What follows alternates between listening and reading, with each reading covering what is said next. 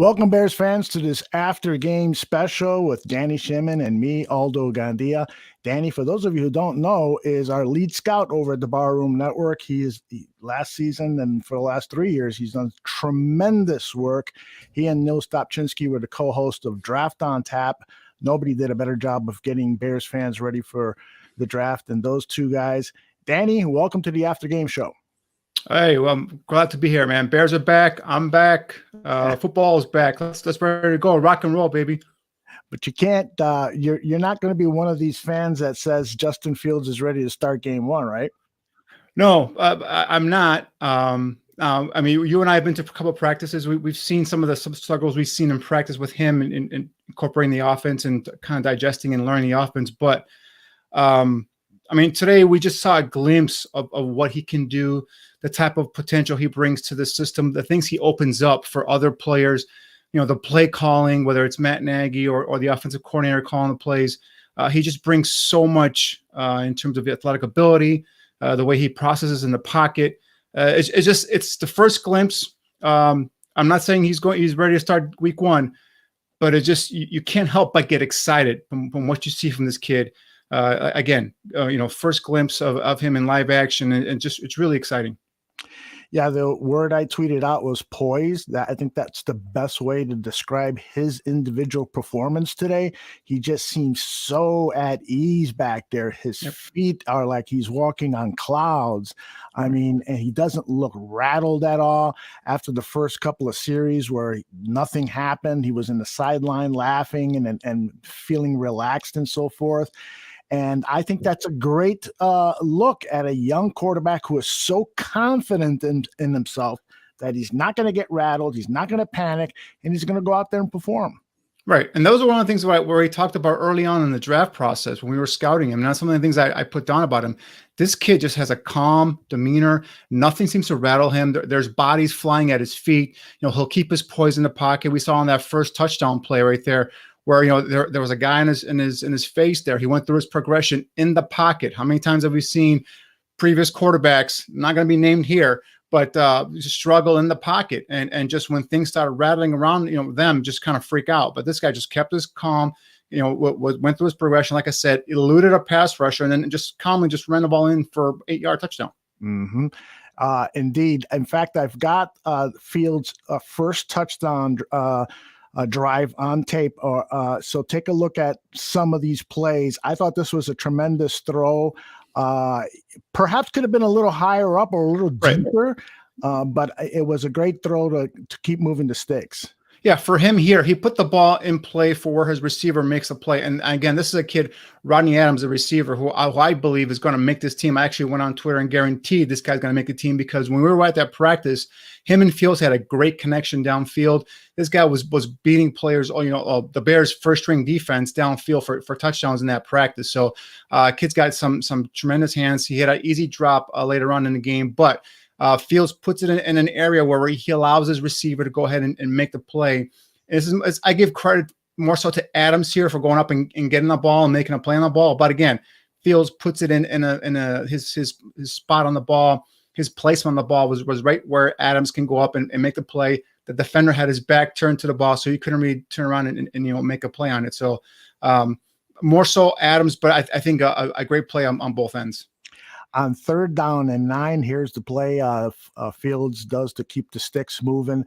Again, look at that footwork is just super. Right. And again, see, he draws up the defense because of the threat, the 4-4 speed. These guys have all read about this kid's athletic ability. They've read it, and you get him in the open field, and he pretty much has a chance to take it to the house. So defensive backs see him come out free like that. Nice play there by Simmons to go ahead and bury his man. We'll talk about those guys later on in the show here as well.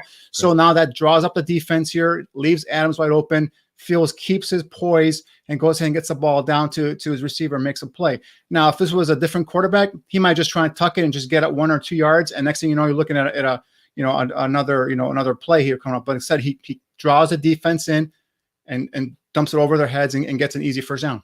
All right, and then we move forward on that drive, and we'll see Fields here with the touchdown. Again, going through his progression, one of the knock-on fields coming out was this guy that was a one-read quarterback, which was nonsense for me. Goes back there, they draw it up here on the telestrator here. You see he has 2 or 3 options here to go through.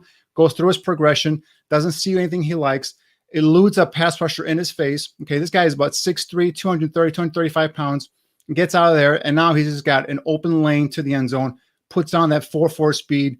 And that DB wanted no part of him at the end there. So Phil just lowered his shoulder and just simply ran through his weak arm tackle attempt and in for a touchdown. This is what you'll see with this kid. And again, this is just a glimpse, guys, of what this guy can bring, the potential he brings. That second touchdown we're going to probably show later on, that throwback to Jesse James, that was all Fields, and that's all the threat of him running with the football. Yeah, indeed. Let me cue up that second touchdown because I don't want to miss any of Matt Nagy's press conference, or I should say, I want to capture the first part of his press conference. And so I'm keeping an eye on that. Let me find my second touchdown here. I want to make sure I've got control of it, so I'm loading it in a different way. But let's see. Where are you? The second touchdown right here. Touchdown number 2 is coming right at you, brother. Yeah, again, he drives back here. All the action's going to the left. He rolls to his right, draws the defense of the linebackers to their right. They think he's got the ball. He's going to either throw the ball into the flat or he's going to keep it, tuck it, and run. It's probably most likely what their defensive guys were thinking. And Jesse James comes across the formation and just from that throwback there, wide open, perfect throw. Yeah, the guy was wide open, easy throw. People think it's easy throw and catch, but we've seen in the past, again, I don't want to keep harping on the past, but we've seen in the past quarterbacks overthrow wide open receivers. So this was just a nice, easy throw for him. But again, the attention that he draws from the defensive backs, from the linebackers, sucks that coverage in. And next thing you know, throwback wide open play for a tight end there and running across the formation, sneaking off from the backside. So, we've seen this play in the NFL before. We've seen other quarterbacks do these kind of plays before. Now we finally have an athlete back there that can make these type of throws. Yeah, and so for those, again, who are ready to annoy Justin Fields as a Hall of Fame quarterback, remember these are third stringers he's up against. And I only say that because it gets a little tougher when you're playing against experienced linebackers and defensive backs. It gets a little tougher when you're playing against guys who have played together for years. It's going to get a little tougher with those first stringers because they could be faster, they could be stronger. Nonetheless, I'm not taking anything away from Justin Fields' performance because he's supposed to do this against third stringers. He's supposed to score points and lead the team downfield. The one caveat to that, and right, and no one here is saying Justin Fields is going to start week 1, is going to be an all-pro this year. There's, to think that he's not going to go through his struggles. He's a rookie. You got defensive coordinators that are bring things at him that he has not seen throughout his collegiate career. However, that second quarter drive for the field goal was I think it was 45 seconds left with 1 timeout or 2 timeouts. He got him into field goal range. That was still against the Dolphins' first and second string players. There was a mix of guys in there. So, that showed some of his ability to be able to get down the field, and not really, looking for the big play, taking the check downs and getting him in field goal range. Yeah, Rodney Adams just met with the media. I don't think that we've missed Matt Nagy. If we have, I'll find out, and then we'll get the replay up as quickly as possible. All right, let's rewind to the beginning of the game because the first stringers on offense, not very impressive. 2 3-and-out series. I think a total of 14 yards on those 2 series. And is there anything you want to comment on Andy Dalton's play and any of those starters from those first 2 series? Really, not much. I mean, Allen Robinson wasn't playing. Obviously, Darnell Mooney started, but he wasn't really, there was one pass thrown to him and it was incomplete. 2 series for Andy Dalton. Not much you can take out of his performance, really. To be honest, it was a vanilla, a play call. It wasn't, only that was drawn up or anything schemed for him or anything like that. So I'm not going to be too harsh on Andy Dalton or anything like that. Just like how you said, in terms of, with Fields, you can't get too high with him. You can't get too low with Dalton as well. It's just something that, the one thing that did stick out to me in terms of the first team unit, and something that we could probably get into later on in the show as well, is those tackles. Wilkinson on the outside left tackle and Simmons on the right side. And I haven't gone through the tape yet, and just kind of at a first glance, I think in pass blocking they held up pretty well. And the Dolphins have a formidable defense, and you said they have their starters in for most of that first quarter and into the second quarter as well. So I think those two guys kind of acquitted themselves nicely in terms of the tackle spots. Now these guys are backup guys. The typical starters are Jenkins, the rookie, and then also Ifedi at right tackle. So, but I think these guys play the majority of the game, and I think they did a nice job in terms of at least pass blocking. The run blocking, I got to go back and kind of watch the tape and break it down. But I think in pass blocking, both players acquitted themselves nicely. Yeah, I totally agree. It was not the disaster that I expected it to be.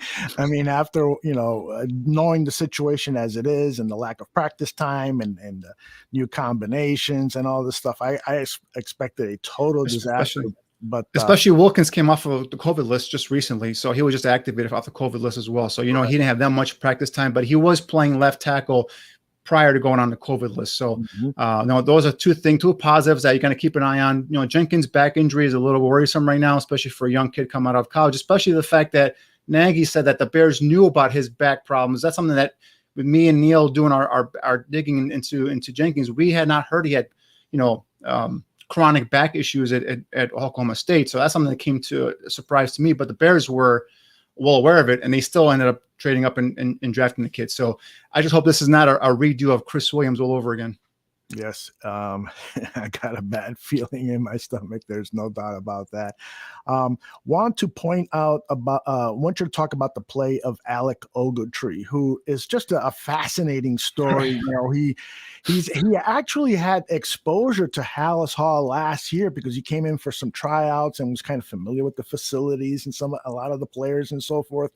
And then he gets the call this year to come on in, and he looks like he could be, vying for a starting job, right? Well, I mean, this kid looked awesome in terms of being a at least a first and second down run stuffer. He got a little lost there on that Gesicki big play downfield and coverage. So that's something where an area that he's going to probably struggle in if you expect him to drop back in coverage and be a heck of a. Now, although he does have 6 interceptions in practice, so I don't know if that's just him or if that's just the Bears quarterbacks in practice. I'm not sure, but. He did get lost there in that play, but I mean, talk about being a veteran, a guy who make his reads his keys, knows where to find that gap and go ahead and go upfield in the gap. Made a nice play. I think it was a third and goal. Dropped Malcolm Brown for a loss, and this play right here dropped him for a loss there. I think him and Robert Quinn. Actually, I think the story goes that he was visiting Robert Quinn because they have the connection with the Rams, and then the Bears like, hey, start talking to him, blah blah, bring him in for a trial. Came back again, and next thing you know, they signed him, and this guy might be the key backup here for Trevathan or Roquan Smith going into the season. So has dominated in practice. Has been a talk of practice really with the way he's been playing. And just I think today acquitted himself nicely here. Got the start ahead of guys like Iggy. I know Josh Woods I believe was out with an injury. So that tells you a lot. A guy just signed after training camp started gets a start ahead of a guy who's been on the roster. Iggy most likely there for 3-4 years now. Joel Iyiegbuniwe is in trouble. A great guy, a hard worker and stuff, but right now, what Alec Ogletree flashed, it could be spelling doom for Iggy. And Ogletree told the media, I haven't played special teams in a long time, but I'm willing to play it. I'm willing to learn. I'm willing to get it done. And so with that attitude and his desire to be on a team with his good buddy and stuff, we could see something special happening. The other player I want to keep an eye on, I think the Bears did a real nice job in terms of fortifying some of that depth in that middle linebacker position. That's something that I was really concerned about. Obviously, Ogletree was a pickup. I think Iggy, he got a little bigger. You noticed him and Josh Woods in the practices got a little bigger, a little more stout up front in terms of run defense. We saw him make some plays today too, piercing the backfield, making some drops, running backs dropping them for a loss. So that's going to be some nice competition there. And also keep an eye on Caleb Johnson, the undrafted kid out of Houston. I was high on him coming out of Houston Baptist. I liked him as an undrafted free agent that they signed up. He's a guy that's probably going to have to make it either on special teams or probably made practice squad. Got beat on that wheel route to Ahmed late in the first half, but definitely a guy, Caleb Johnson, the undrafted free agent from Houston, number 92, making some plays today out on the field. So I think Bears did a nice job of quietly filling in some of that depth behind the two starters there, middle linebacker. Yep. In the second quarter, an interception for our guy, DHC. I'm telling you, when this guy sees snaps in the regular team defense, we saw him last year make a couple of game-saving plays versus Carolina versus the Buccaneers. Today, again, he got the start today at safety because the starters, Gibson and Jackson, were out. Him and Deion Bush both play, I thought, a pretty solid first quarter there at safety. Does a nice job of jumping that route, reading the throw here from Tua to our friend Adam Shaheen, jumps that route, goes and gets the interception. This kid was a ball hawking safety at William & Mary coming out of college, and I always felt like he had the ability to make these type of plays. Was always been characterized as a special teams demon, and really hasn't been given a chance in my opportunity to make plays on defense. And last year when he did play, I thought he acquitted himself nicely. And again today gets a start, makes a nice key red zone interception there. I just like to see this guy get more of a chance. Now I think, like I said, you have your starters entrenched with Eddie Jackson and Tashawn Gibson, but man, this kid, gives you nice depth. I said earlier, he's a hell of a special teams player.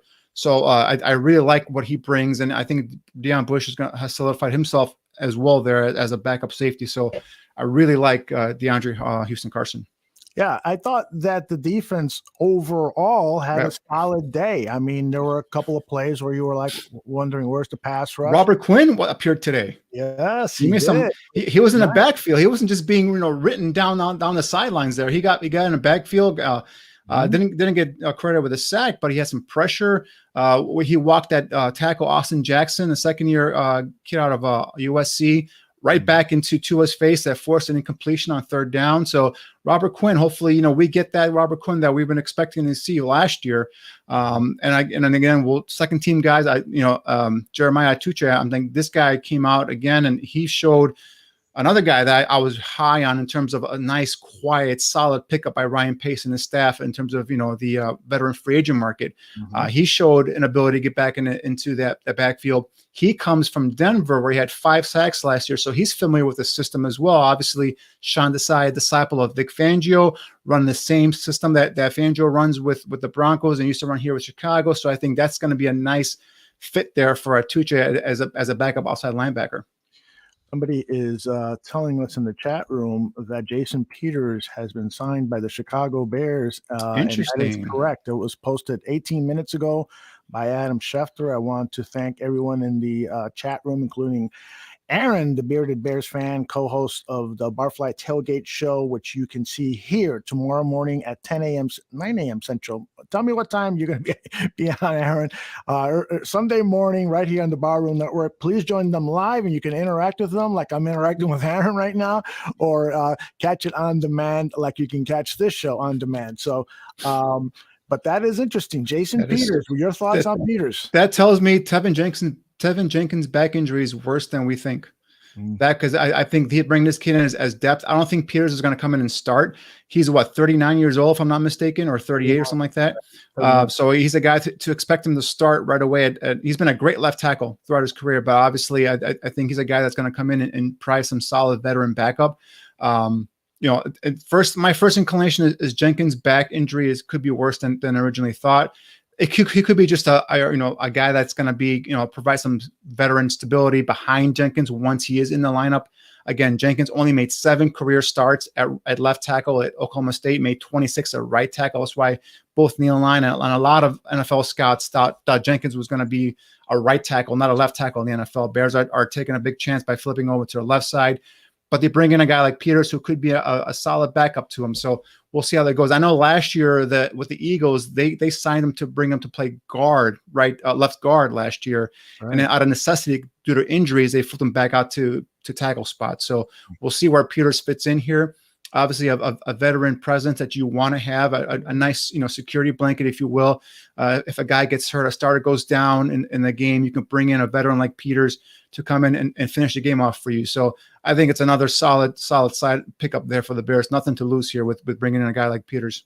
ESPN reports that Peters is reunited with Juan Castillo. So you got to believe that Castillo probably said, yeah, bring this guy in. I can work with him. So Gonzo. So far, I'm telling you, so far so good with Castillo. I'm telling you, I like the way he's worked with these young guys. Alex Bars has improved. Going into his third season with the Bears now. We talked about Simmons earlier. Coming in, playing right tackle today. For me at least, first glance, acquitted himself nicely. We'll see how it goes. And Wilkinson at left tackle today. So we'll see how it goes. But, obviously, I think for my main concern, I think Aldo, you share, and I think a lot of Bears fans out there share it as well, is that tackle position's got to be shored up, both right and left side. I think the interior is going to be fine with Whitehair, Mustafa, and James Daniels kind of, mixed in there. And then we got Alex Bars there as well. Daniels, again, missed today with an injury. But, I think those tackle spots, if you solidify the outside positions on this offensive line, you have a solid foundation here on offense, guys. You got the running backs. I love the depth at running back. Montgomery goes down after that first carry, goes out of the game with, kind of scared me a little bit, but he looked to be okay. He was still on the sideline, so I'm not concerned there.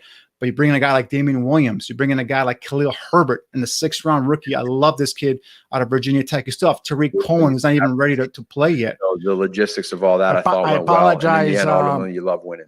And I'm proud of our guys, and now we get right back at it in a couple days. We've got Coach Nagy. I apologize for interrupting like that. Right at the beginning, what did you tell him, and then what did you like how he responded in that 2-minute drill right beforehand? Sure, yeah, it was there's the excitement, and everybody is juiced up, ready to go, and we had a couple runs just to get settled in and get the guys going. Not just Justin, but everybody. We were moving some guys in and out, and I think that just goes to show that, hey, nothing's always perfect. And we came back, and then we had the one low snap, and we were kind of going backwards, and we had some incompletions, and it just was choppy. But that's kind of a part of it. And I thought it was great to see the resiliency of the offense in general, of being able to go down there. And guys, you mentally practice the end of the half stuff so far. We haven't really done it live.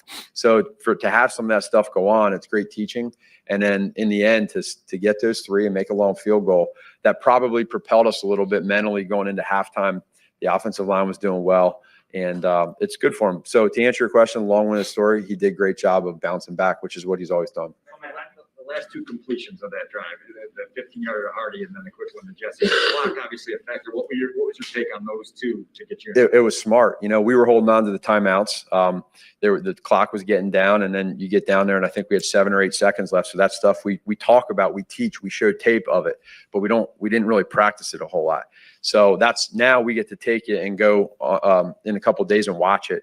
But it just goes to show, like, very, very calm. I thought Justin, I know, all these guys did a good job, but I thought because he played the most snaps, the one thing that you felt from Justin probably that we all took away down there, that he was extremely calm the whole time. So, man, just overall, how do you process what he did out there? Knowing, again, it's the preseason. Yeah, yep.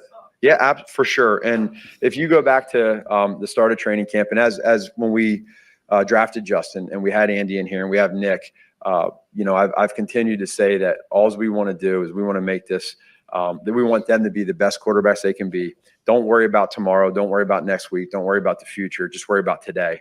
And I thought that Justin did a great job of worrying about today. And he played smart football. He made plays. And again, like what you just said, it is preseason, and we all understand that there's variables involved in all that. But at the same point in time, if you said, hey, you go back and you look, is he doing what you want him to do?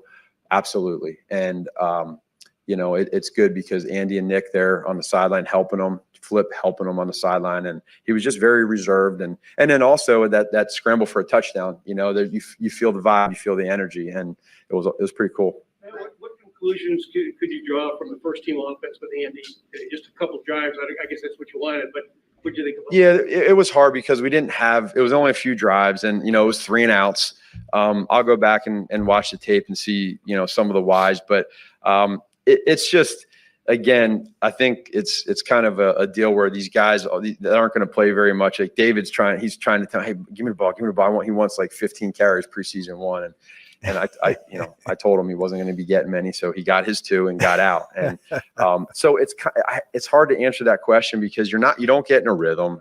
It's just difficult. It's more so, to tell you the truth, with these ones, it's more so to just let them go through pregame. Let them get out there, get the feeling of what it's like to just run a few plays and then get out. And so it's hard to evaluate that. For a guy like Andy, it's kind of perfunctory. He's been through this so many times. Yeah. But for the offense as a whole, it seems like they need the work. So how do you balance that? No, they do. Yeah, they do. And we have some timing that we're continuing to work on. But again, like, A-Rob's not out there, right? You got, Marquise Goodwin's not out there. You got, a couple guys on the offensive line that aren't out there. David comes out after 2 plays. So it's not, I guess, as we get going here a little bit more, we'll see more of that to be able to evaluate that. But I think more so than anything, like I said a few days ago, we know what Andy can do when things are completely normal in a real game. We know what he can do at quarterback. We got to get to the point to see what Justin can do. And the only way we can do that is by getting him reps in these preseason to evaluate, You understand the excitement. Yep. You must have had over Justin. Yep. When you say to them course. in terms of Justin's, being the second string quarterback, Mm-hmm. and also how do you just process balancing that with what your plan is? Yeah, no, it's I think it's very real. I think that for all of us, because everybody here is super excited about the way that he played today, and we all want the same thing. And we understand the buzz. We understand the excitement. That's why we drafted him. You know what I mean? That's why we drafted him. But we want to make sure that we continue to go through this thing, that we understand the process. And this is one game that he came in here. And now the beautiful thing is we get to get more practices in and get to see how he comes back next week, against Buffalo, and he's going to have another chance. And then, as we said, all these guys, Andy included, and they're all going to want to come out here and just do the best they can do at their position. And when we watch the tape tomorrow, there's going to be guys that shine and guys that can get better. But I totally understand all the buzz, all the excitement, and we feel it too. Jason, what does he have to do to push you to the point of saying there really is a decision to make here between the two quarterbacks? Yeah, he keeps stacking days like he had today, right? And understanding that, again, in this whole process, in this plan as we go, what's the ultimate goal for us as an offense? Score touchdowns, right? So keep scoring, keep leading the team down, keep getting first downs, keep getting touchdowns. Let us be able to see the whys behind everything, right? Why did that happen? And the more times that you have things happen because of that player, meaning Justin, or that player because of Andy, or that player because of Montgomery, or whoever, we know that, we see that, and then it makes it hard on us. And then we're going to do whatever is best. In the end, ultimately, we're always going to do what's best for the Chicago Bears, right? And so here we are in week 1. And I just think we all understand that it was a great first day for Justin at that position. He did awesome. We love that. And now let's put it together and let's keep working. Let's improve it and let's stay consistent with it, right? Let's take this into the next game when you're back out there. And we also understand, these other guys that didn't play very much, they want to play a little bit more next week too and do their thing. And we're looking for the identity of this offense and how we get to be the best we can be. Jason Peters' agent announced that he's signing with you guys. Yeah. Where does that put you at with the left tackle position? And does that indicate that Tevin's not going to be around anytime soon? It really doesn't have anything to do with Tevin, but what it does is it's more about familiarity with a guy that's played in this league for a long time. He's been very good. We understand that he's older. We get that. We know that. There's a history with Juan. Juan worked with him several years ago in Philadelphia. I know him when I was there. I think in general, what it does is he knows that for us to bring him in, that there's a great competition for him to come in, and we're trying to do everything we can to provide protection and great run game and whatever we need to do. I think that's the beauty of Ryan and his guys. They're looking everywhere at every spot. So if that's going to provide more competition and somebody that played last year and did well when you watch the tape, been available for that. 6 and months I think and more. Important to always check off. Did you talk to him? I mean, is he going to sign here to be a backup? No, I think he's coming in here to compete to be the left tackle. So that's what it's open, man. It's competition, and I don't think I think he's going to be competing and understanding it, and that's the beauty. Is you come on in here and he understands our situation, we understand his situation. Let's go. Putting these 3 days together against the Dolphins, we didn't get a chance to talk to you after that practice the other day, but Yeah. do you feel like Justin got better in each 3 of the days? Yeah. Kind of a second part to it, considering today was live and could finally be hit. How did you feel like he handled the speed of the game? Yeah, that's a really good question, Adam. He got we weren't very good on Wednesday. Forget just Justin. Our offense, No, let me rewind. We were pretty good for most of the day until 2 minutes. We came back on Thursday, and I thought our guys stepped up and they did what we wanted them to do. I love that. I love that they competed, they fought. And Justin, you know, he grew too, and he had a pretty good day on Thursday. He had a pretty good day. So you take that now and you say, well, he can't be hit. There's a few times in there where we let the whistle go so that they can finish the play. He can't get hit. And we were joking, you know, I was joking with one of the linebackers, do you think you had him? And he's like, yeah. And Justin's like, no, you didn't. Yeah. But when we get out there in the game right now live, you see what happens when he gets outside of that pocket. You see? So it's a stressor. It's a stressor to those defenses. And if they want to drop 8, if they want to play 22, it just, you know, it's and that goes into the part where I think where we felt a calmness from him when he's outside the pocket. You saw he wasn't just going outside the pocket to run for 80 yards. He was smooth with what he was doing with the wide receivers on, do I want to throw it or do you want to lead block for me? And then when he turned it on and scored that touchdown and lowered the shoulder, you know, it was pretty good. And so I think that's one of his strengths. So building on that, man, is there anything Justin can do the rest of this preseason to change your plans to start ending week 1? Just worry about tomorrow, baby. You know, seriously. You know, that's all I want him to do, and make it really hard on all of us to understand that we have a really good quarterback right now in Justin Fields. We have a really good quarterback in Andy Dalton and a really good quarterback in Nick Foles. That's all I want them to do. Just work, seriously, just worry about tomorrow and keep worrying and just create great competition and be the best quarterback you can be for the Bears. What do you tell Uncle Matt when you see him try to leapfrog a DB in the open field? Yeah, I know. We were joking about it on the sideline. You know, maybe, I mean, he probably can do it, but right now, just probably put the shoulder down and run through him. You know, just be smart. But I you know, he likes it. He thinks he's an athlete, so we just gotta. He does. Touchdown run. He's got the pressure coming from the left side. Yeah. He goes into that instead of away from it. Well, what does that tell you about his presence of mind as far as seeing where he could go within that instead of panicking and just taking him off the other way? Well, yeah, that was a little bit of the calmness that he had. And I think that you don't feel the panic, you know, if you go the other way, like he's calm in the pocket. And part of that's because he trusts his speed. He knows that, you know, he's pretty fast out there. So if there is a guy that's going to come and try to make a play here or there, he understands that outside the edge, if there's a guy coming at 45, he can outrun him. But overall, I thought the pocket presence was good. And again, to the credit to the offensive line, they provided they provided a pocket for him to be able to see downfield. He had that nice deep cross that we dropped. I thought that was a good action play that he had. We had some backed up situation there his last series. Generally in all, I'd say for for Justin to have the second team reps, he got a lot of valuable experience situationally. And for the first preseason game, to have as much as we had in that first, situationally, that's awesome tape work for us. And so I'm just proud of all the guys and looking forward to this week. So that's my question to you. Thank you. Let me get rid of our guy here. That's my question to you is, if Justin Fields had the first string reps, the majority of the reps and all of the reps with the first stringers, would he be ready to go? Jesse, sometimes a play unfolds better than you guys probably could have imagined. Can you talk about what you saw? Sorry about that. That's all right. Go ahead. Yeah, I mean, the only thing is we won't know until he goes out there and does it against those first teamers. But I mean, for me, with all these things that everyone's asking, Matt Nagy, and two things I took out of the presser real quick, and I'll answer your question, Aldo. But two things is one is Matt Nagy is giddy as hell to have a quarterback that he knows can be a threat and a guy he can win with. Opposed, he's always was the last couple of years was always defending Mitch and trying to prop up and just trying not to say the wrong things to make people think how he really feels about Mitch. But now he just can't wait to talk about Justin Fields, even though Andy Dalton's sitting there saying, "Hey, I'm the starter, right? I'm still a starter, right?" Now he's saying, "Well, we'll see how he does and the rest and all this stuff and make us think about it." Well, if he continues to play like this, he is going to make you think about it, Matt Nagy. And you know what? The players are going to make you think about it because that team knows who gives them the best chance to win every given Sunday.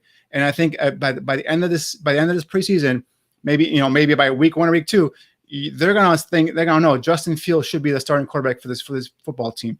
So the other thing is, Tevin Jenkins, I think, might start the season on a PUP list because I wouldn't be surprised if with maybe a a week or two, we hear that he's going to have had back surgery because Jason Peters is coming in here to start to play and compete for that starting left tackle position. So I think it's going to be between him and Wilkinson, and I think they'll feel confident more with Peters, even at age 39.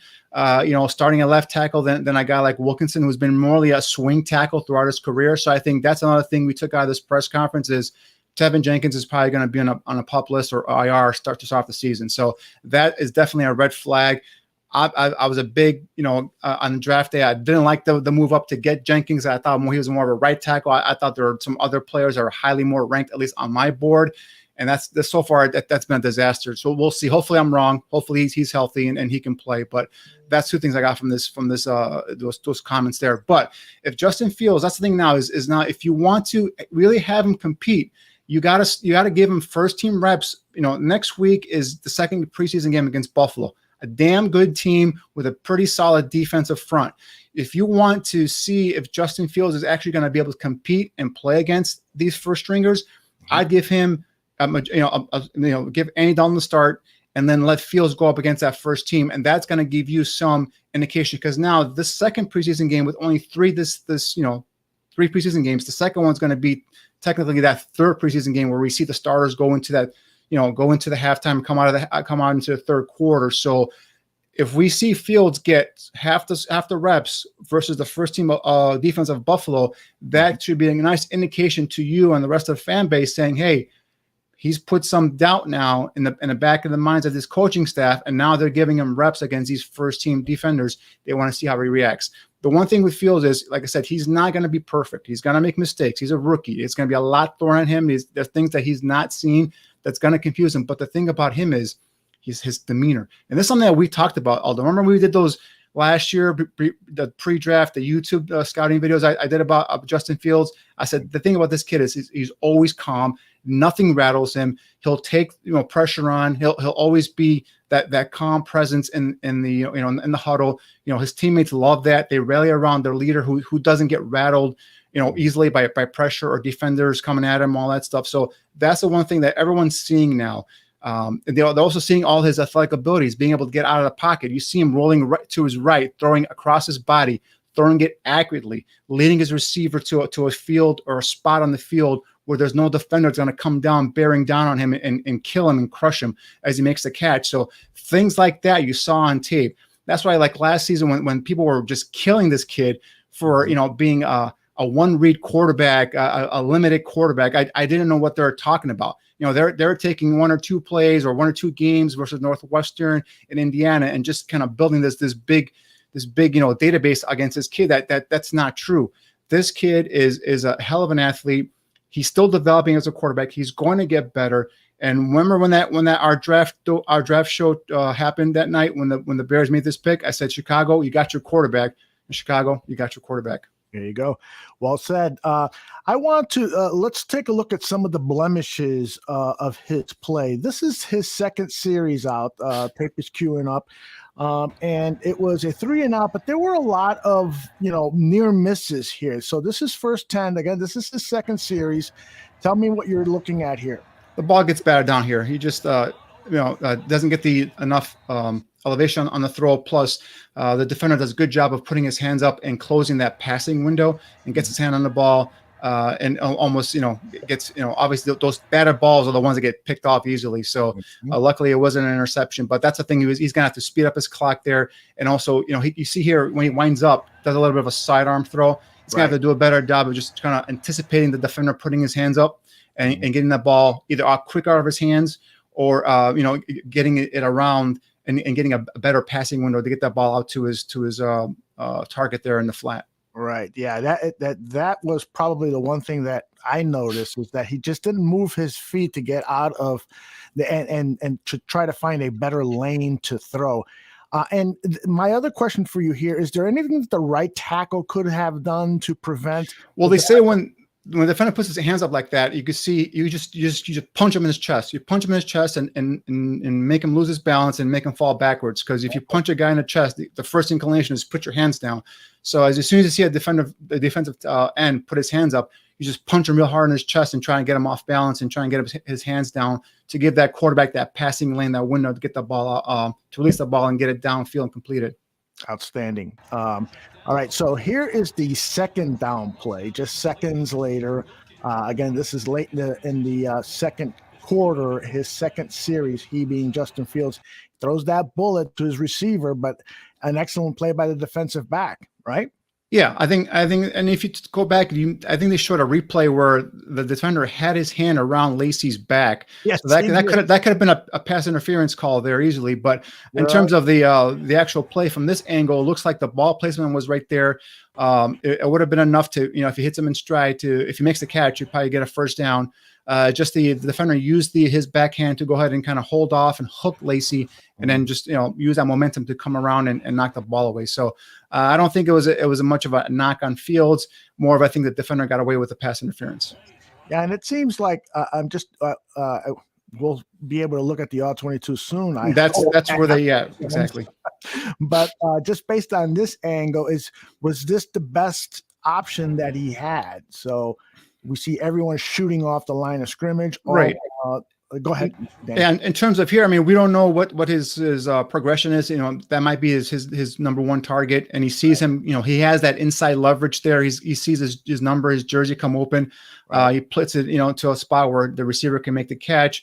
Like I said, it's just a heck of a play by defensive back, or just he lucky got away with with a pass interference. But that might have been his first read there. He saw the guy's jersey, his numbers. Typically, if you see a receiver's has inside leverage on a quick hitting play like that, you see his numbers, he's open. You put it a little bit out in front of him so he can go ahead and extend his arms and make a catch. Maybe you want to put a little bit further out, because there's no one really around Lacy there. Right. Maybe that's if you want to be a little bit nitpicky there, just put it a little bit farther off for him so that defensive back doesn't get his hands on the ball. Right. But other than that, I mean, there's nothing really I can knock on this one here. Not knowing the progression in terms of his read. Right. Well, and my guess is that the defensive back, whether he committed the penalty or not, just made a really good play there. Right. Plus the Dolphins are bringing a blitz here. It looks like they're bringing an extra defender too. So he knows he has limited time in terms of standing back there in a pocket and going through his progressions. Yeah. So here's one more time. That's that second down play, and then we'll move to the third down play, which is when they brought the blitz in, or were showing blitz and really didn't. Their 4-man rush there. But take it away, Danny. This is the play downfield. So here, he does I think this here is a nice throw. Again, just maybe leading the receiver a little bit farther downfield. But if you take a look at it, he goes through his, looks like Adams might be either first or second on his reads in terms of his progression, places it out there. And again, just a little bit further out.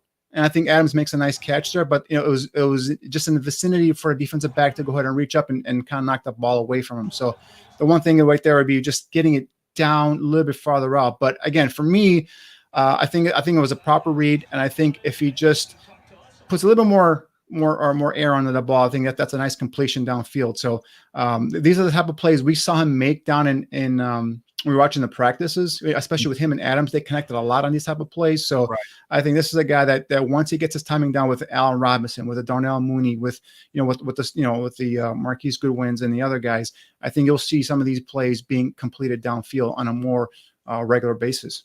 Right.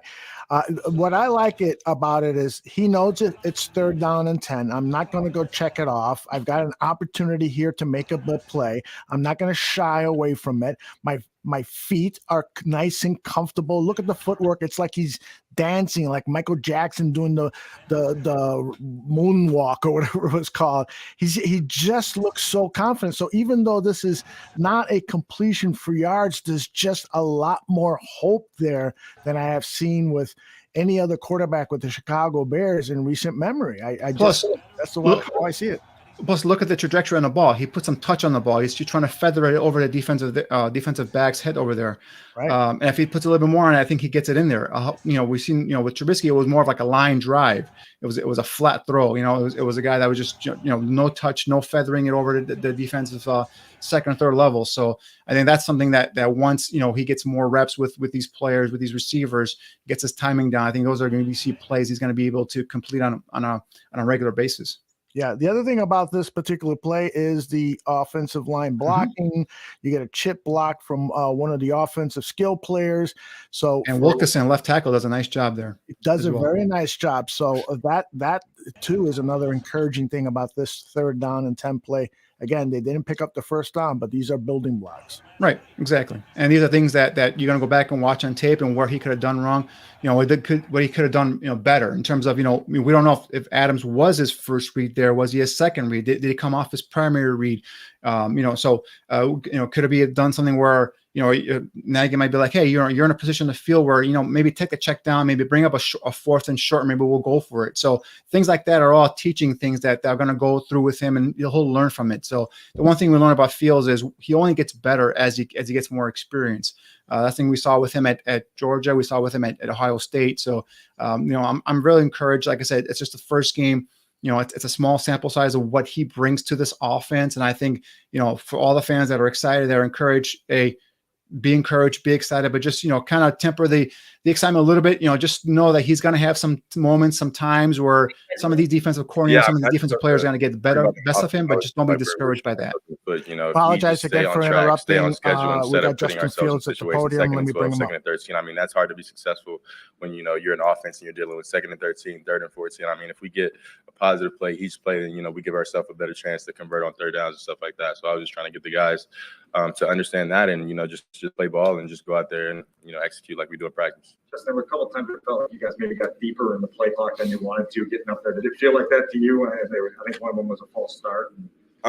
No, but I think we definitely have to work on our cadences more, and of course we have to get better in all subjects. So of course we had a great game today, but of course there's always room to improve. So myself and my teammates, I know we're going to go back to work Monday and just get back at it. First drive of the 3rd quarter, you hit Rodney up the left side. And what did you see there in terms of what he was facing? And obviously, game up. That first drive on the 3rd quarter. The one. Oh, you're talking about the fade where you jumped?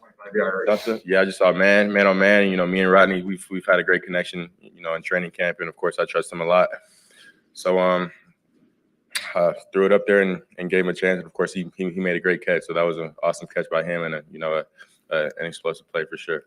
Just going back to that column. Was there ever a point that there were jitters for you, or is it just another game? Surprisingly, no. I was as calm as can be today. So, I was just trying to take it play by play and really just win every play. And I think when you just focus on the moment, like, of course, I guess our whole point this week was just focus on today, focus on the moment. I was just trying to take it play by play and, win the play. And that's what I was telling the O-line, and just take every play by play. Don't worry about the next play. Worry about this play. And we'll just keep stacking like that. Justin, the atmosphere is different. Obviously, training camp, Family Fest. How did you feel about this first NFL experience? Yeah, it was awesome. Of course, the fans were great, and always great seeing support from them. And it was just a beautiful day today. I don't think you could have, set up a better day. The weather was great outside, and of course, the fans were excited, and of course, our team was excited, and I think our team played well. But of course, like I said before, there's always room to improve. So we're just gonna get back to work. So. Just after one of your touchdowns, LeBron tweeted about you. I know he's an Ohio State fan. What's that like being the most famous athlete in the world? Yeah, I've never met LeBron before, but of course it's an honor getting shout out by him. Of course, I think this is my second shout out from the Clemson game, so I'll definitely be keeping track of that. But it's awesome for a prestigious athlete like that. Just give me a shout out. Of course, I've been a LeBron fan since I was like 6 or 7 years old. I used to have my poster, used to have his poster up in my room. So that's definitely awesome. Sure. Which one was the Clemson game? Yeah, I think the first one was after the Clemson game. Justin, it's no secret that the whole town is rooting for you to get the starting job as soon as possible, to the point where it almost feels sorry for Andy and Nick. How do you manage that element of your relationship with Andy and Nick? To be honest, we're not worried about what the outside has to say. We're worried about our team, and getting better every day. We're not worried about, outside voices, who wants to. I love this guy. Andy and Nick are going to do what's best for the team, and we're all going to do what's best for the team and keep working and all keep getting better. So, of course, there's outside voices, but, you can't pay attention to that because, those voices don't know what's going on inside the building. And, of course, me, Andy, and Nick, we all have a great relationship. And, of course, those guys have taught me a lot from up to this point. So I'm just going to keep learning from them and keep getting better. Almost all of your teammates have kind of pointed out your poise. I think I see it most from you when you get outside of the pocket. What about the scrum outside of the pocket that kind of allows you to kind of be yourself be so calm in that moment, look for receivers, or decide to take off and run? Yeah, I mean, I definitely feel good outside of the pocket. I feel very comfortable, but I mean, it just puts a lot of stress on the defense. Just like today, I think there was one situation where it might have been, a rollout or naked play to the right, and a defender was on Rodney, and he had to come off me late, so I just dumped it off to him. So it definitely puts a lot of pressure on the defense, and it allows me to kind of really just play backyard football with the receivers and a scramble drill, and I think the more that happens, and the more we can get on the same page, when I do get out of the pocket, the better we can be. And of course, I also have to be able to make smart decisions. I can't always force the ball. Of course, sometimes I'm gonna have to throw the ball away. But yeah, I mean, it's definitely a part of my game where I feel very comfortable at, for sure. Through the course of your football life, how much stress have you noticed that those backyard football situations put on another defense? It seems like it gives you a lot of control. Yeah, I mean, especially when a team's playing man defense, I mean, that's going to put a lot of stress on them because they don't know whether to come and get me or stay on their man. So, with zone teams, it's a little bit different. But man, I mean, it's literally just playing backyard football and just you get open. So yeah. So without seeing the film, do you already know what the biggest correction is you'll have to make based on what you did out there today? Is there a play or something? Just know. I don't think there was one, major play in the game where, I would say I have to get better at. But of course, the fumble, we have to take care of the ball. But other than that, I'm just gonna watch the film tonight, and coach is gonna watch the film, and I know he's gonna have a whole list of me to for stuff to get better at. So of course, I'm all in on getting better, and I want to be the best I can be. So I'm gonna do whatever I have to do to be that guy. What kind of energy did you feel building after you get the points on the board at halftime, and then you come out and match it with a touchdown to start the third quarter? Yeah, I mean, practicing against the Dolphins, of course, Wednesday and Thursday, I knew our offense could put up points on them. So I was just trying to tell those guys, just take it back to practice and just execute. I mean, if we, like I said earlier, if we don't have any negative plays, I think it was going to make it easier for us to drive on the field. So, I mean, I just told those guys to let's go and let's drive on the field and score a touchdown, and that's what we did. You had a pretty great practice going into this game. Did you use that kind of red zone drill as kind of momentum or springboard? Do you feel like that helps? I feel like it helped for sure.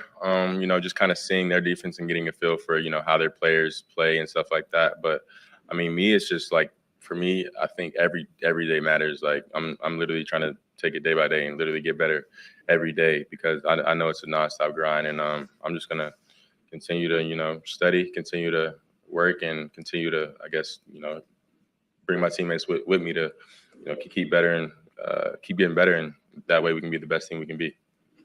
How do you feel physically coming out of the game? I feel good. But I got hit one time, so I feel good. Body's all good.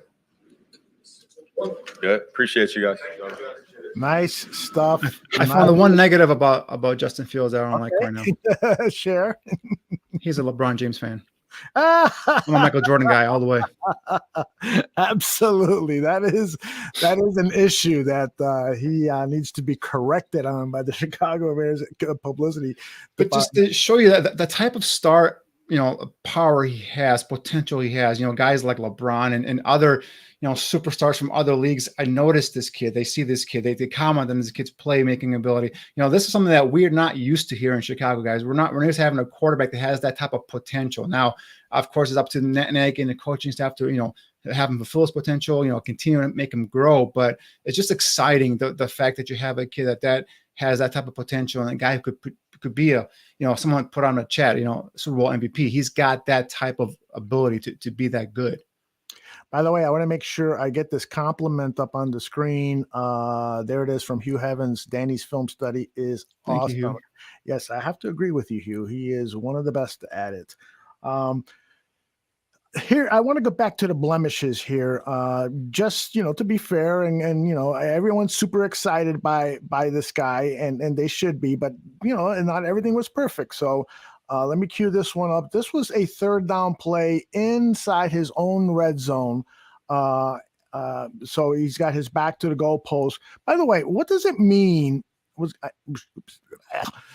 does it mean when he does that? Do you know? That's a signal to his receivers in terms of, a lot of times it could be different things. It could be aware, he might have identified a blitz, whoever the hot receiver is on a hot route, be aware, be alert. It could be sometimes about it could be a second play, in terms of just saying, at the huddle, say, hey, this is the play we got, but check with me in terms of if I audible to a second play. It could be something in terms of his protection setting up. So a lot of teams have a lot of different signals that they use for these types of plays where they can be able to communicate with the receivers that are outside, on the outside numbers, and they can't really hear them, or they want to yell out that far. So these are all just little things, that hand gestures that these offensive, coordinators and play callers kind of design. But typically when I've seen that play means hot route, be alert. They might be bringing a blitz here. I believe this is a third down, right? This is third down in his and 4. Yeah. Yeah. So that's something that where, be aware, be alert for a blitz here. Okay. So, and I don't think, he necessarily did anything wrong here, but I do want to ask you, do you think that maybe a better throw could have helped the receiver get that first down here? He's going to dump it off. And it's like, first of all, let me go back. It's like, and again, this is not the all 22. So bear with us here. But if he would have hit him in stride, you think it might have gotten the first down? Maybe if he puts it out to his far outside shoulder, hits him in stride, a guy has momentum to be able to go carry up the field and kind of get a better angle on the defender that first down. But it was a little bit slightly, if you want to say behind him, he had to kind of turn to the ball and catch it and gather himself. And then by the time he made the catch, the defender came barreling down on him and stopped him short of the first down. So, I mean, if you want to, be a little nitpicky on here, you could just say, hey, lead him up the field a little bit more, give him a angle to beat the defender. Because it looks like he has plenty of grass there, open grass, to be able to lead the running back out there. So right, and that's exactly what I'm doing here. I'm nitpicking. We'll go back and look at the film, and Danny will identify, probably a dozen or so little blemishes, little nitpicks. I mean, overall, we're all super excited about his play. I don't want anybody to get the impression that I'm trying to get Danny to say negative things about him. This is all about continuous improvement, getting this kid better. He wants to be the greatest, and we want him to be the greatest too. And the one thing, just kind of looking at this here, Aldo, is the one thing I would kind of just say again, just first glance here, is he kind of made his mind up in terms of he's going to go to that running back right away.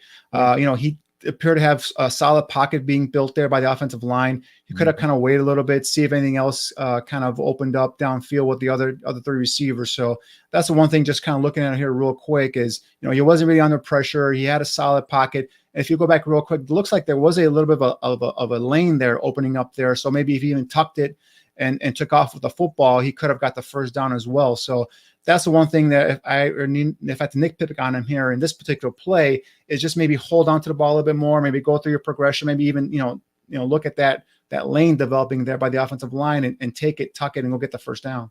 Or even number 17, Chris Lacey here over the middle of the field. He gets to the first down marker. And he sits there. Yep. He sits there. And so, that might have been a better option, but it looks like he kind of predetermined where he was going to go with the football and just kind of just say, I'm going to get the ball out real quick. And maybe that was one of the reasons, because he tapped his head. He thought it was a hot route. It could have been a blitz, and he would want to get rid of the football real quick. We have to go back and kind of run it again, see if the Dolphins bring an extra defender or not. Maybe they faked the blitz. So maybe they caught him there. Maybe they fooled him and thought, made them think they're coming with extra defender. Yeah, they had guys at the line of scrimmage. Looks like they brought some guys, an extra defender there as well. So maybe that's what it was. Maybe he thought, he's going to get a full-on blitz, a cover zero here, just because he is backed up in his end zone, and maybe trying to get a quick score or something like that by the defense, and wanted to get rid of the ball real quick. It looks like he made a predetermined throw there. Yeah, I totally agree. Let me address some concerns here that Aaron has. The play that concerned me is when he tried forcing it to Jesse James and it got batted and almost picked off. Yeah, there were that was a concerning play. I think that we talked about that one earlier, didn't we, in that first or the second series? No, that was the battle one was at the line of scrimmage. I think it was the second series he had. But this is, I think, this is later on in the I don't know if it's second quarter or third quarter, where I know which play AC is talking about. Yeah, it was batted up in the air.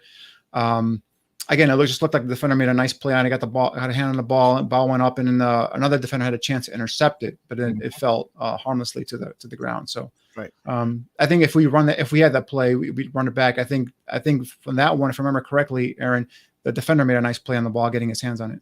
Right. Let's see. Let me see if anybody's at the podium right now. No, Justin is done.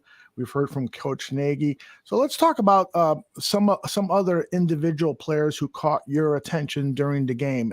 Again, we can't. I saw some people on social media criticizing Matt Nagy's play calling. It's like, no. This isn't about play calling. This is about judging individual talent. This is about seeing how fast somebody gets off the line, seeing how good somebody holds a block, seeing how good somebody sheds a block. That's what these preseason games are for. You're not going to be criticizing the game plan, the play calling. You just don't do that because this isn't a real game. So, but there's no planning. There's no scheming. Schematic.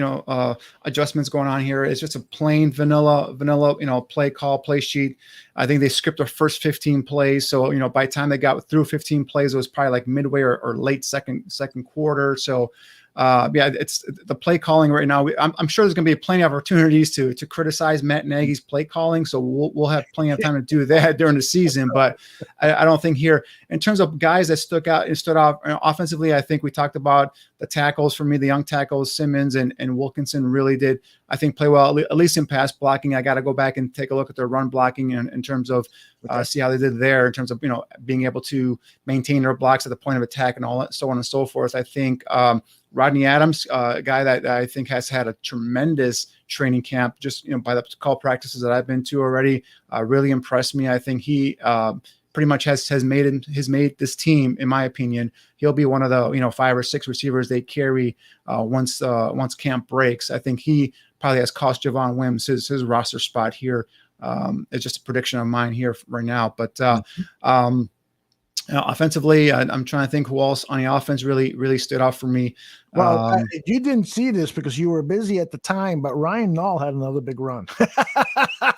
Danny and I are going back and forth on Ryan Nall. The depth at the running back position right now is the best that I've seen the Bears have in quite a while, with Montgomery, with Damian Williams, with Khalil Herbert, with Tariq Cohen not even playing yet. So I think Ryan Nall, if he's going to make this team, it's going to be basically on special teams as a guy, but possibly as a part-time fullback, which is where I saw him coming into this league, coming out of Oregon State. So, we'll see how that goes. But in terms of, like some of those are really some of the offensive players. Obviously in defense, I think a guy that really, we've talked about, Bush and DeAndre Houston-Carson, Ogletree we touched on as well. Angelo Blackson is a guy that was dominating the defensive line games up at practices, and I think he made some plays. He's only credited on the stat sheet with just 1 tackle, but you saw him getting his man upfield backpedaling his man back into the backfield and causing disruption into the offensive backfield. So he's a guy that is a free agent pickup from the Texans, I believe it was. I think it's like a 1 or 2 year contract. Another sneaky good free agent pickup there by the Bears in the offseason. I think he's going to be a nice guy that's going to probably fill in or provide some depth either at nose tackle behind Eddie Goldman, or behind a 5 technique behind guys like Akeem Hicks and Nichols as well. So I think Blackson was a guy that really impressed me. Some of the young guys touched on Caleb Johnson, number 92, the rookie. I know he got beat on that one real route, but Amat, that running back from Miami, beat him on that. But that guy's a really fast kid coming out of Washington. So, him being beat there is something that's going to probably, be a little learning curve for him. But, you see his speed, you see his athletic ability. This is a guy that can range sideline to sideline. Will he make the opening roster? We'll see how that goes. Again, he was an undrafted free agent out of Houston Baptist, but I could definitely see this guy being a special teams demon and being a guy that makes it on the practice squad. So Charles Snowden, an undrafted free agent, another one that I was really high on once the draft was over with and the Bears were able to sign him. The guy is about 6'5", 6'6", has a ton of length. He came off a broken ankle at Virginia last year, so that's why he probably went undrafted. But this guy provides you some length, some speed off the edge, some definite size. He was credited with a sack today. So that's definitely a guy that caught my eye as well. I think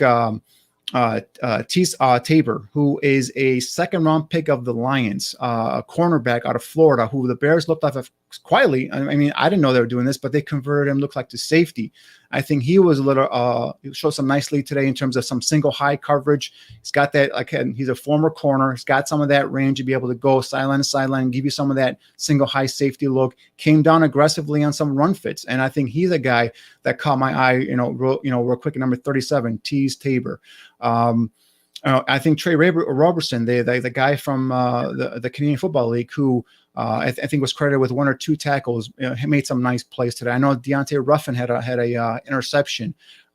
So some of the younger guys here on defense were really making some plays, and something to keep looking forward to, because the one thing we kept stressing is adding more team speed on offense, adding more team speed on defense, and depth. And I think if some of these young guys continue to develop, I think we're going to see some of that nice depth there develop behind some of these starters. Let me share with you and our audience the stats, and I'll point out something, but if you see anything at all, please interrupt me and talk about it. Justin Fields finishes 14 out of 20, 142 yards, 1 touchdown. He was not sacked.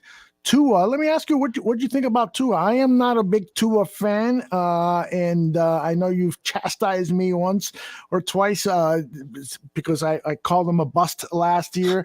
What did you think about his overall play today? I mean, he made some nice throws. In terms of Tua, my biggest thing with him was when he's coming out of Alabama was his size and his overall arm strength. Was it good enough to be at the NFL level? I think his size, definitely, you saw today when defenders got in his face, that was an issue.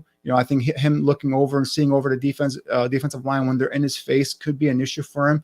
Arm strength, I think he's got solid enough arm strength to be able to be a starting NFL quarterback. But the one thing with him was, coming out of Alabama, was he had terrific feet in the pocket, and he had great downfield accuracy and ball placement. I think we saw that in a couple of plays today where he put the ball, the play to Mike Gesicki downfield where he beat Alec Ogletree was a nice throw. There were some other throws down the seam where he kind of put some nice touch on it and really looked look comfortable back there in the pocket. So I think he's a guy that if you give him a pocket, a secure pocket, and I'll give him some time to go ahead and set his feet and find it, go through his reads. I think he's a guy that can be successful in this league, but he's going to have some limitations. And again, for me, primarily it's size. That's why it's quarterbacks 6'2" and higher are really guys that I look at in terms of NFL draft prospects. Guys that can probably have an easier time. No guarantee, but have an easier time of succeeding at the next level. So I think for me is as long as they give him protection, and that left tackle, that kid Austin Jackson, I know he's a young guy, second year kid out of USC, but he was getting bullied by Robert Quinn and by Otuche as well. So he's a guy that needs to develop their left tackle for the Dolphins. So I think Tua is going to be okay, but again, it all as being in terms of his weapons. I think he's got some nice weapons on the outside. Devontae Parker didn't play today. We saw a little bit of a Jalen Waddle in terms of what he provides in terms of speed and all that stuff. I think they have a solid run game behind him as well. So it's all about that offensive line and giving Tua time and protection to be able to look downfield and get rid of the football. So any pressure in his face is going to give him some problems. By the way, Austin Jackson told the media afterwards that going up against guys like Robert Quinn and Khalil Mack provided a lot of lessons. I enjoyed it. I love competing. And then he went on to say, it's frustrating at the end of the day. We'll go back and look at the film and see what we can do better. Yeah. There were times he was being literally walked right back into Tua's lap. There was a 3rd and 8 play where Robert Quinn just literally just gave him his lunch and just, kind of, presented him right to Tua as a gift, and Tua couldn't get rid of the football. So that was something that we really saw there. Khalil Herbert, again, a big fan of this kid. 6 carries for 38 yards. I think he's a guy that's going to make this team. Damian Williams, that's a nice backup to have. If Montgomery goes down with an injury, I think we saw him bust out. I think that there was a holding call on Alex Bars that kind of, brought back a nice run where, the middle was kind of jumbled up. He just bounced it to the outside, got the outside edge, and got the first down. But unfortunately, there was a holding call on Alex Bars that brought that play back. But we saw that burst, that speed. The one thing about these running backs, with Williams, with Herbert, Cohen, even Montgomery to a certain extent, they all can catch the ball out of the backfield. So these are all going to be weapons now coming out of the backfield in terms of pass catching guys, not guys that have, hands of stone and are going to be dropping balls. So that's a nice added element as well. If you go down to, like the receivers in terms of, the guys who made catches, we talked about, Ronnie Adams, with 4 receptions for 57 yards. I really like the acquisition of Jesse James. You and I talked about this when we were down at practice. He brings a nice big target, about 6'5", 6'6". Yep. A guy can go up and reach outside of his frame to reel in the catch. The guy had a really good year with the Steelers right before he got signed as a free agent with the Lions. So definitely a guy, Jesse James, I think is going to be probably looking at your third tight end there behind the starters and Graham and Cole Kmet. So a lot of positives so far. Ridley got a catch for 17 yards. There was a good point made on the broadcast in terms of, Fields and Ridley have a connection there with Georgia. Fields' first season at Georgia, Ridley was there. So I think those guys, hopefully they build a repertoire. We'll see Ridley produce on the field because, he was a 4th round pick, a guy I thought had a chance to be, make some hay here on the Bears roster here. Demir Bird got 1 reception. He's a guy that I expect a lot of, especially bringing that speed element, in that slot. Marquise Goodwin didn't suit up today, so he's another guy that's going to bring you some of that home run hitting ability on offense. And that's the thing that I've been stressing about the last couple of seasons. Is we got to get more speed on offense. We got to get more speed on defense. And I think, just watch a couple of practices, watching today's game. I think, the Bears have accomplished some of that to an extent. They've added some more speed element to on both sides of the football. So that's something that I look forward to kind of seeing more of as we go on here in the preseason and then heading into the regular season as well. Excellent stuff, Danny. And let me scroll down a little bit here and so that we can see some of the defensive stats. You talked about Shelley. You had 6 tackles, 5 of them solo. You talked about our guy, Caleb Johnson, really intriguing guy. Christian Jones, an old name for Chicago Bears fans. He had a tackle for a loss, so that's pretty good. And I was really impressed by the play of the 5th round draft pick, was it, from the Gibson? Gibson. Yeah, he had a sack, and well, I don't know if it was credit with the sack or not, but he had a nice play in terms of, first of all, he looks bigger. He looks like he put on some nice muscle. He looks more stout at the line of scrimmage. There was one play where he got hooked inside, and he wasn't able to hold the outside containment. And I think that's where one of the running, I think it was Gaskin, kind of run up the sideline there. And got up like a 20 or 30 yard run. So that was one negative play for him. But you see him at the get off there. He does a nice job of dipping his shoulder, getting underneath the pad level of the offensive lineman, getting that outside leverage and getting a beeline to Jacoby Brissett. The only unfortunate part of that play was he couldn't bring him down. Brissett was able to get rid of the football for an incompletion, but nonetheless, he provided that pressure that provided a positive play for defense. So Gibson looks like he's a better player, and I told you guys I love the pickup of Jeremiah Atuche. Am I pronouncing his last name correctly, Aldo? Is it Atuchu? I don't know how to pronounce his last name. Atoe. I saw a pronunciation key. Toe is the second syllable. Atoche. Okay. So that's a guy I love that signing the minute I heard about it. So I think Gibson and Toshe bringing that presence, that backup presence, in terms of guys that can bring pressure as well is going to be huge. I even saw James Waters bring some pressure today too. So this is something that I'm going to keep an eye on in terms of Sean Desai. We talked about it earlier, a disciple of Vic Fangio. We had 2 turnovers today, right?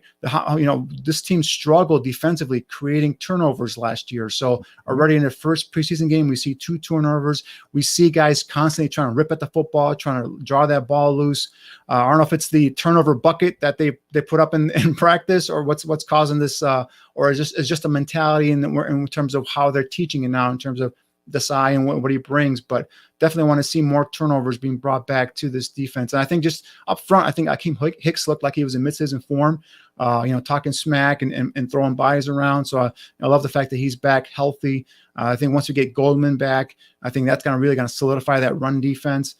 We get Roquan Smith and Danny Trevathan there. Like I said, it looks like we have some solid depth now in middle linebacker with whether it's Ogletree or Christian Jones or Iggy from the previous season. Even Josh Woods, looked solid in terms of the practices that we watch. He looked like he put on some good weight as well to be a little bit more stout at the line of scrimmage. So Darius Mack had a pass rush there. The younger brother of Khalil Mack came in and made had the quarterback kind of rush his throw there as well. So, a lot of encouraging signs on both sides of the ball today. Again, it's just a first preseason game, but all the headlines are going to be for Justin Fields, and rightfully so. I think kid came in 14 of 20, 170 some, was 172 yards, 142 yards. I forgot, a rushing touchdown and a passing touchdown. So that's going to be the talk of this game. But a lot of other positive signs I saw too.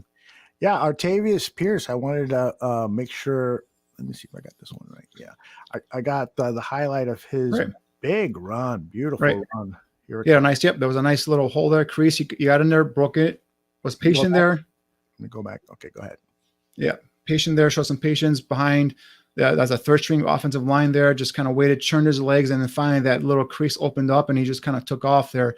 He was a guy at Oregon State, had that big play speed. He's a guy that kind of surprised that he didn't run away from the defense here, but he was caught from behind there. But he's a guy that, just how loaded the backfield is for the Bears. He's a guy that's got NFL potential, and he's a guy that might not even make the roster. So, he's a guy potentially on practice squad is probably where you see this kid end up eventually. So, again, all depends on what they do with Ryan Nall, if they keep him over him, because of, he's Nall probably a better special teams player overall. So we'll see how that ends up. But yeah, Pierce is a talented kid that, even CJ Marble, who had a, pretty damn good career at Coastal Carolina, is a guy that brings you some of that speed element. The guy, a little undersized, more of a guy that likes to bounce it out to the outside, but has shown the ability. If you give him a little bit of a crease in between the tackles, he can get skinny and get underneath those guys and get through and open it up onto the next level, get into that second and third levels of the defense. So I really, really like the depth here at running back that the Bears have developed so far this offseason. Did you and I make a bet at Family Fest about Ryan Nall making the team? Did we make a bet on that? Can you remember? We did. I said Ryan Nall wasn't going to make the team, and you said he was. I just don't remember what the terms were. The bet were. Okay, well, let's bet lunch or something like that. Okay. All right. But I still think Nall is going to make the team primarily because he really is getting very good at special teams, and that was one of the problems actually today. Special teams worried me, especially in those punt returns. Coverages. Yeah, the coverage units were 24 yards allowed, 21 yards allowed, 34 yards allowed, and then they had a good play, but then they returned back to allowing big yards. So that's a concern. Chris Tabor, I've never been a fan of his. And so, again, I'm going to put him on call here. Chris Tabor, fix that, man, because it's an issue. Yeah, you're right. They had like the first three. I think Jalen Waddle had a big return. Jakeem Grant had a couple of big returns. Then he stopped. Was it Grant that he stopped for? It was a nice coverage there with Xavier Crawford and another player stopped him for, dropped him for a loss. And then again, but they came back again. They gave up another big return. So yeah, definitely special teams is the coverage units are things that need to be fixed. Positive though on special teams was Cairo Santos 53-yard field goal. That's one thing that you and I were both surprised is how small Cairo Santos is. He's a pretty small dude, but he kicked a nice 53-yard field goal which is great. Brian Johnson, I believe his first or second year player from Virginia Tech, number 6. We were talking at the practice like, hey, this is how you judge kickers, right? You just turn away, and when you don't look at them. If you hear a boom coming off from when they kick the football, that's how you know the guy's got a strong leg. And Johnson definitely presents that boom, aspect when he kicks that football. So he's got a strong leg. He had his only attempt, and I believe he made it. So, definitely a guy that maybe he could be a practice squad guy, a guy that if God forbid something happens to Santos, you can bring him in. He can. You can kind of solidify that backup kicker position. But yeah, so be a really good challenge for practice squad spots, and I would almost hate to give it to a kicker, particularly. But you gotta remember that Santos has had a history of injuries in his career, so maybe you do keep this kid around if he continues to boom those kicks, like as you put it. Hey, there's been a lot of talk in the chat room about Javon Wims and that offsides call. Yeah. I actually tweeted that out. Here's the play. Javon is anxious to get downfield. The only thing there is the play clock was running out, and I think it was like down to 1 second. And I don't know if he just noticed it and he was trying to get off. Really, I don't know if he was the intended receiver on that play or whatnot. But typically, that's not very good. And there was another. Hold on, before you go on. I got to tell you, first of all, there's no fucking way, excuse my language, that he knew it was down to 1 second. Look at where he's looking. He's looking at the snap of the ball, and yet he's still giving him benefit of the doubt. Come on, give him the benefit of the doubt. You can't give him the benefit of the doubt based on his recent history of mistakes, dropped passes, discipline issues, on and on and on it goes. He is looking at the ball in the center's hand. And then on top of that, nobody else moved. Nobody else moved. So I don't care if it's down to 1 second. You never, ever, ever jump off sides. You never, ever jump until you hear the quarterback's snap call. That's when you go, or you see the snap of the ball. But there he goes. Yeah. Especially with you're looking at the football. You're right. There's no excuse there. You're looking at the football. Ball's not snapped. You shouldn't be leaving your spot. And the other one, the second one that was on Riley Ridley later on, and like two Georgia receivers that are both, their spots are in peril on this roster, and they both jump off sides. Now, again, it is first preseason game, so some of these things do happen. So we'll see how this continues. But I'm telling you, guys like Rodney Adams, I think he's made the team. I think Daz Newsome as a kid that we saw some action. He's coming off of a broken, it was a broken collarbone or separated shoulder. I forgot his injury, but he's been activated. Collarbone. He was playing today. He didn't get any catches, but he's running with Nick Foles. So he's a guy that I'm very excited about. A 6th-round pick out of North Carolina. We talked about some of the improvements with Marquise Goodwin in terms of bringing in speed, Demir Bird. So Javon Williams. For the people who are not big fans of Williams and want him off the roster, I think you guys are going to see your wish once this preseason ends. And I think a guy like Rodney Adams has really solidified his spot on the roster, just based off of what we've seen in practice. And even Justin Fields just mentioned it in his press conference that they have that connection, him and Adams, making those plays downfield. And you and I saw it firsthand. He was the highlight, the star of the practice that we watched together, although so making acrobatic catches, making there was the one ball down the sideline that Fields kind of laid out for him. He stretched out, made a nice touchdown grab in that practice we went to. So I'm telling you guys, I think Rodney Adams has made this team. He made a couple nice plays today. He had that one easy drop, but again, I think he's a guy overall has shown well and is going to make this team. Yeah, the agent for Akeem Hicks was in camp for the second time over the last 2 or 3 weeks. So the speculation is that perhaps they're getting close to locking up Akeem Hicks to a long-term deal. Got to ask you this question, though. Based on the play of these interior defensive linemen like Bilal Nix, do you think it would help the immediate salary cap if you signed Akeem Hicks to a long-term deal? But do you think then that you might be sacrificing signing Bilal Nichols because his contract is up soon, and right. you want to keep the younger of the two position players? So what you got to read on that at all? Well, the only thing is with Hicks being up in age, you would think that it would kind of do something where they could lower that salary cap to free up some money so they can go ahead and sign a younger player like a Nichols or some other guy that's coming out off of free agent. But yeah, if you're telling me right now, I mean, I love Akeem Hicks. I want him on his roster. He's a heart and soul of this defense, right?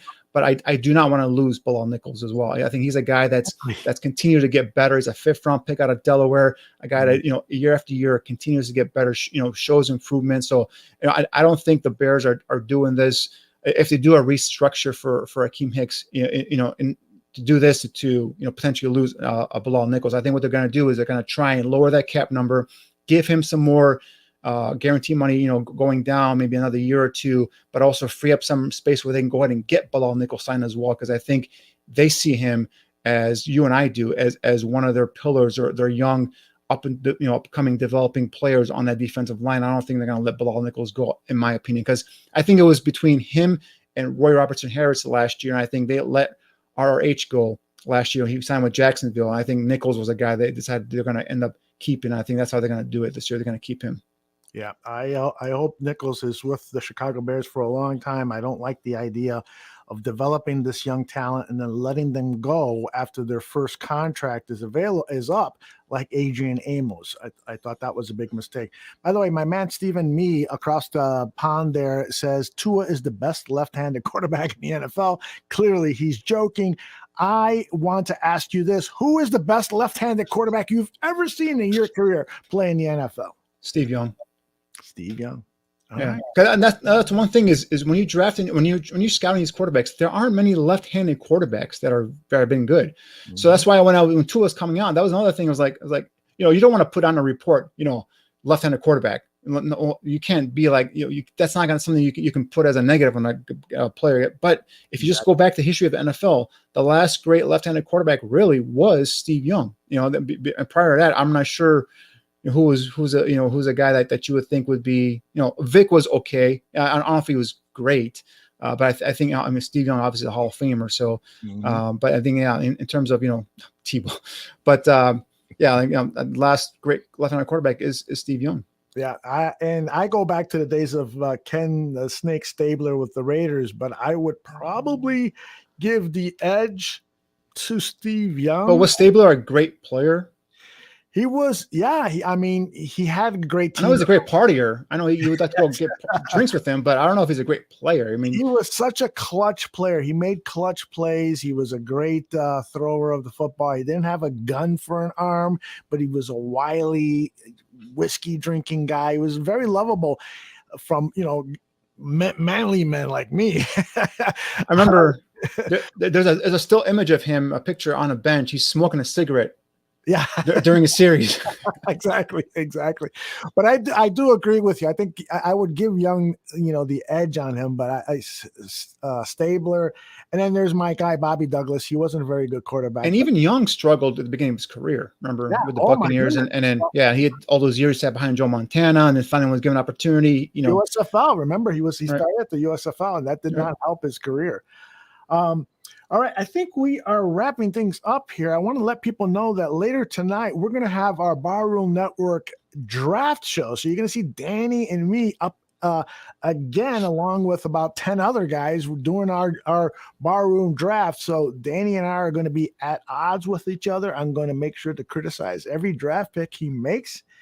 By the way, I am the defending champion. I am the defending champion of our league. So just so throw it out there, And not only is I had a pretty decent team last year, but it seemed like I played your team twice, right? And you probably beat me by a combined score of 1,500 to 300 or something like that. You whipped my ass. I had depth up the kazoo last year, man. I was did, man. You really did. And so we'll be having some fun with our draft right here on the Barroom Network. And I also want to let people know that Danny and I are working on a new show together. It's going to be Danny and Aldo, and Danny analyzing tape. Just like Hugh said earlier, that Dan is a super tape evaluator. Well, we're still structuring the show, but Danny will be looking at some Bears tape and identifying some of the things that we as fans want to know. So I'm really looking forward to working with you on that, Danny. And me too. I'm excited. Can't wait to start breaking down some regular season tape.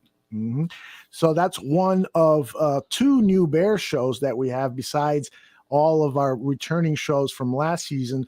The other new show is a really a cool show called The Bear Debate. Coming this fall, the Barroom Network presents two fired up Bears fans. They are ready to rumble on The Bear Debate.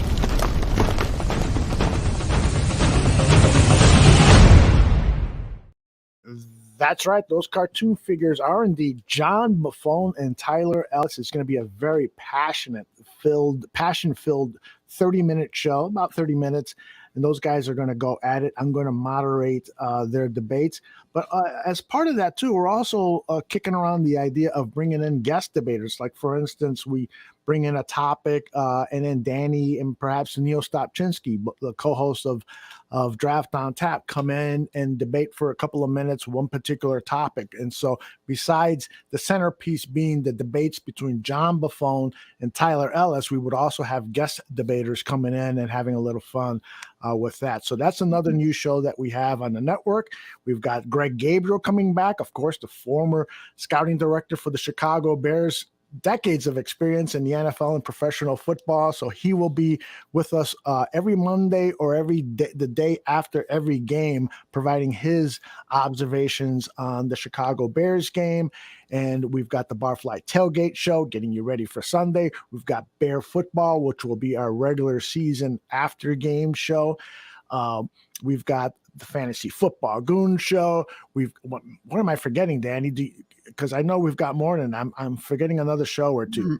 Yeah, we're rolling off all these shows. I'm trying to remember. I have tons of Bears show. I mean, if you're looking for Bears wall-to-wall Bears coverage, man, we know the bar room is where it's at. We got it all covered for you. And just going back to that debate show between Tyler and John, good luck getting a word in there as a narrator there. You ain't kidding. If you get a topic going there, you're gonna be like, excuse me. You ain't kidding. Aaron has already put a claim in because he says he's the master debater. And thank you, Superman 800. We will indeed see you later. Christopher Gonzalez says Fantasy Draft presents shots at Gonzo. Yeah, last season I had fun making fun of Gonzo's team. But we're gonna have tons of fun, and we're also gonna continue to bring you Cubs, White Sox coverage. White Sox World Series. White Sox. What do you think?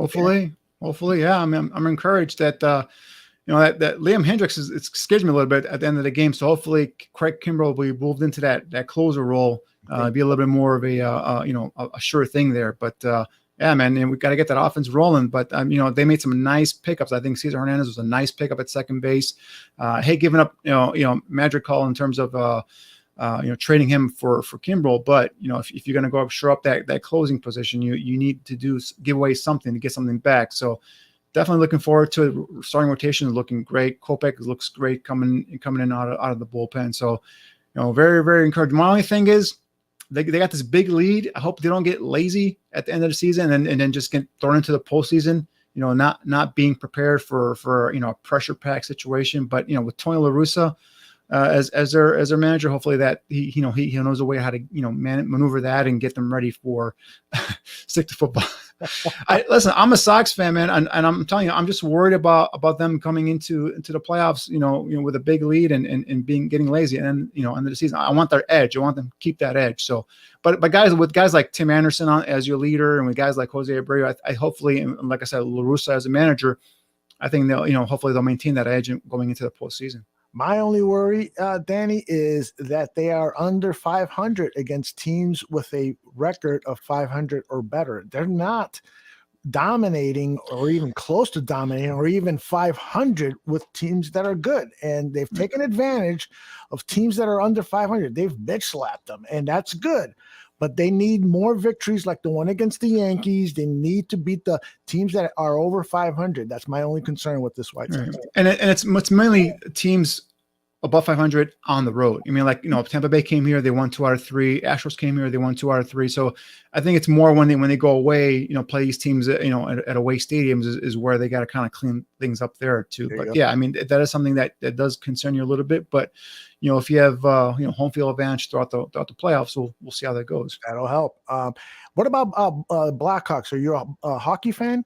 I am a hockey fan. I'm more of a Blackhawks fan than a hockey fan. I follow the Blackhawks. I mean, with that, the thing with the Blackhawks is I'm kind of thrown off here. So I listen to my guys, Vinny and them, just to kind of see what's going on here. Because I thought they were going through a rebuilding phase, and all of a sudden they bring in Fleury as a goaltender. They go get Seth Jones, and now I think, all right, are they trying to compete while they still have Taves and Kane in the prime of the years? So.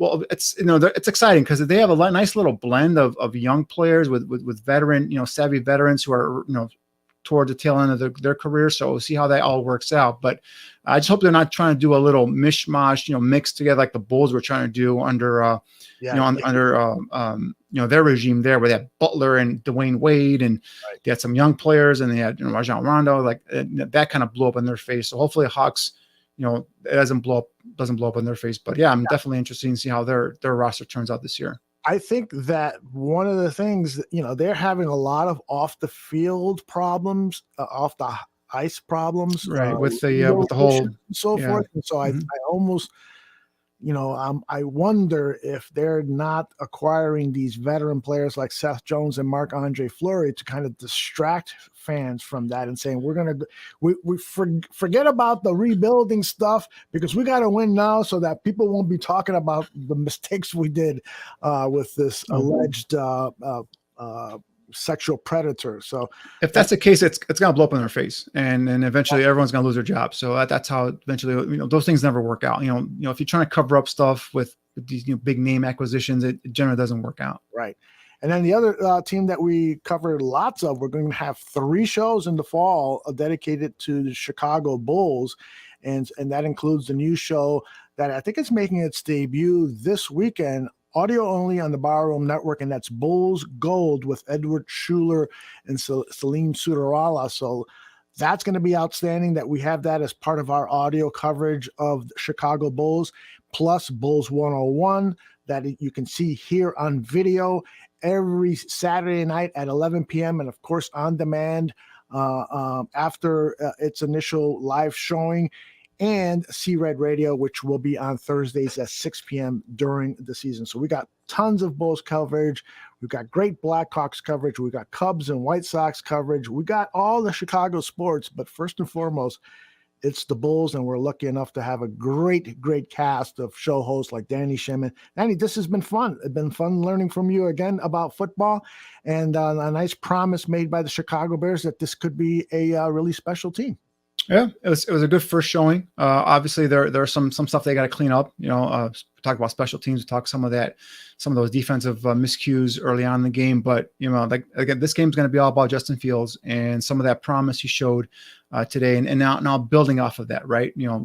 I told you earlier, Matt Nagy looked like he was ecstatic that he's got a little tool now, a little toy he can play with back there at quarterback that he could do different things with. And I think this is some of the things that he envisioned doing with him. And that touchdown throw, that throwback touchdown throw was something that he built off of what Justin Fields brings to the offense. So we'll see how this goes now from week 2 and week 3 and eventually into the regular season. But continue to build this kid up, continue to incorporate him into the offense is my thoughts. Eventually, like I said, he's going to overtake Andy Dalton eventually. I just don't know if it's going to be week 2, week 3, week 5, whatever.